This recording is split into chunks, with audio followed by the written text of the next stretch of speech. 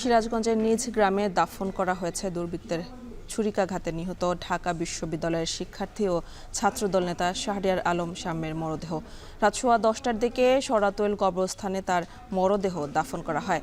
রাত 10টায় সরাতৈল মাদ্রাসা মাঠে অনুষ্ঠিত হয় শাম্যের দ্বিতীয় জানাজা। সেখানে জড়ো হন শিক্ষার্থীর স্বজন, এলাকাবাসী, সহপাঠী ও দলীয় নেতাকর্মীরা। এ সময় জড়িতদের দৃষ্টান্তমূলক শাস্তির দাবি জানান তারা।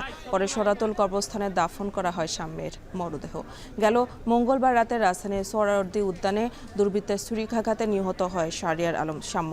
দুপুরে ঢাকা বিশ্ববিদ্যালয় ক্যাম্পাসে জানাজা শেষে শাম্যের মরদেহ নিয়ে সিরাজগঞ্জের উদ্দেশ্যে রওনা হন সহপাঠী ও স্বজনরা। সন্ধ্যায় নিজ গ্রামে মরদেহ পৌঁছালে নেমে আসে শোকের ছায়া।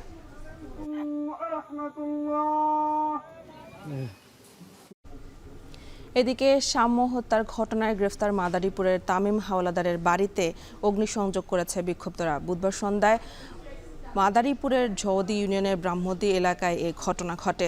বিষয়টি নিশ্চিত করে পুলিশ জানায়, ঢাকা বিশ্ববিদ্যালয়ের শিক্ষার্থী ছাত্রদল নেতা শাহরিয়ার আলম শাম্য হত্যার ঘটনায় গ্রেফতার হওয়া 3 জনের বাড়ি মাদারীপুর জেলায়। এর মধ্যে সন্ধ্যায় তামিম হাওলাদারের বাড়ির 2টি ঘর পুড়িয়ে দেয় বিক্ষুব্ধরা। পরে খবর পেয়ে আগুন নিয়ন্ত্রণে আনেন ফায়ার সার্ভিস। পরে এলাকার আইন শৃঙ্খলা পরিস্থিতি নিয়ন্ত্রণের কাজ করে পুলিশ।